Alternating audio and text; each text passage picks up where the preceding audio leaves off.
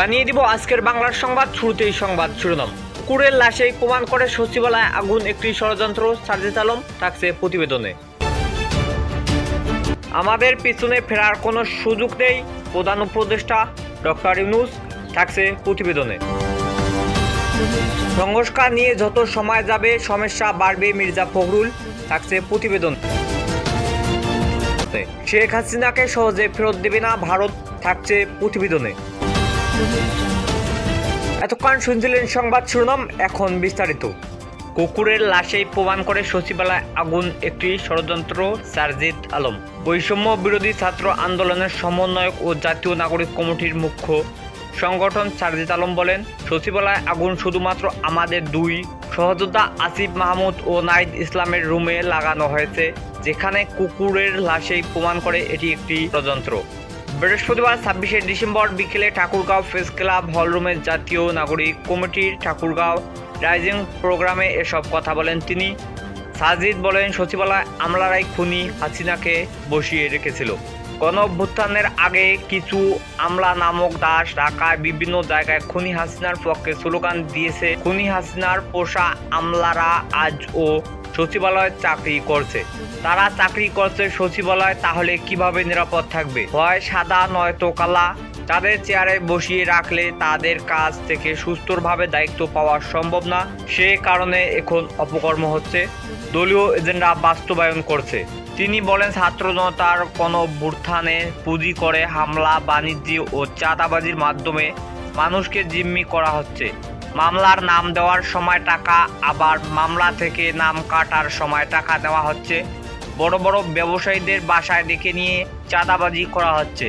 এসবের জন্য এত মানুষ শহীদ হয়নি। জাতীয় নাগরিক কমিটি নিয়ে তিনি বলেন, এটি কোনো রাজনৈতিক দল নয়, এটি রাজনৈতিক শক্তি। সকলের অনুভব করে নতুন কিছু দরকার।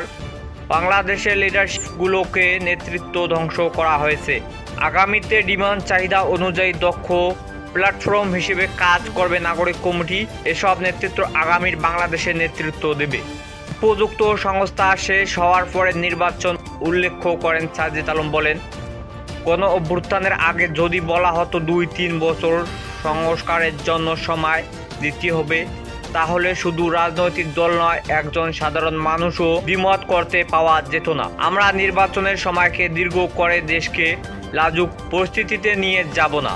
গণ অভ্যুত্থানের এখনো ৫ মাস পার হয়নি। তাদের সরকারকে স্ট্রাকার্ড সংস্থানের সময় ও সুযোগ দিতে হবে, যাতে তারা একটি সুস্থ নির্বাচন দিতে পারে।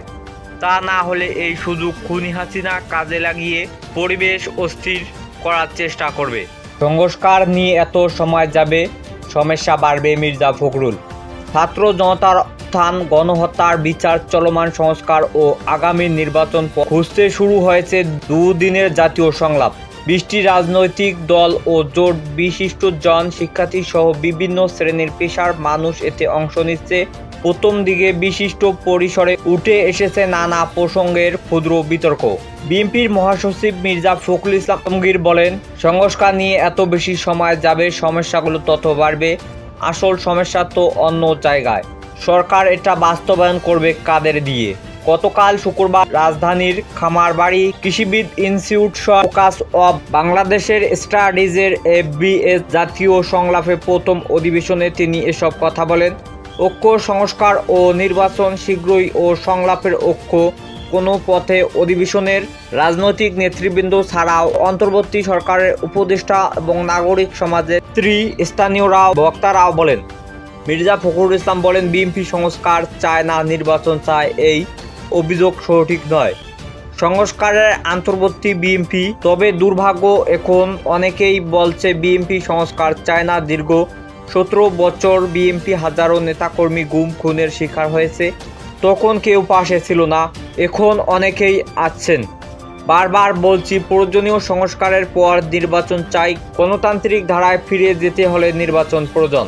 নির্বাচন সংক্রান্ত সংস্কার কমিশনের প্রধান অধ্যাপক ডক্টর বদিউল আলম সভাপতিত্বে এবং রাজনৈতিক বিশ্লেষক ডাক্তার জাহেদ উর রহমানের অধিবেশনে মির্জা ফখরুল বলেন, জনগণকে বাদ দিয়ে উপর থেকে চাপিয়ে দিয়ে কিছু করা যাবে না। আমরা চাই সবাইকে সঙ্গে নিয়ে কাজগুলো করব। প্রশাসন পুরোপুরিভাবে ফেসিবাদের মধ্যে আছে মন্তব্য করে বিএনপি মহাসচিব বলেন, এতটুকু পরিবর্তন হয়নি। আমলাতন্ত্রের বর্তমান অবস্থার কথা তুলে ধরে তিনি বলেন, একটা ফাইল পড়ে না ছাত্রদের মধ্যে যারা আহত হয়ে তাদের চিকিৎসার ব্যবস্থা কোথায় আটকে আছে খুঁজে বের করে দেখবেন। কাঠামো না থাকলে আমার উপর থেকে শুধু চাপিয়ে দিয়ে দ্রুত কিছু করতে পারবেন না। কাঠামো ঠিক করতে হলে প্রতিষ্ঠানগুলো ঠিক করতে হবে। সেই প্রতিষ্ঠানকে গণতন্ত্র উপযোগী করে তুলতে পারলেই সফল করতে পারে। তিনি বলেন, ৭১কে যেন ভুলে না যাই। ৭১-এর পর থেকে গণতন্ত্রের মধ্যে ধারাবাহিক সংগ্রাম ও লড়াই, তা মনে রাখার দরকার। তারপরে জুলাই গণঅভ্যুত্থান, সেই লড়াইয়ে ছাত্রদের পদত্যাগের মাধ্যমে এই জায়গায় উপস্থিত হয়েছি। এতটুকু নিশ্চয়তা দিতে পারি, বিএনপি গণতন্ত্রের সংস্কারের পক্ষে।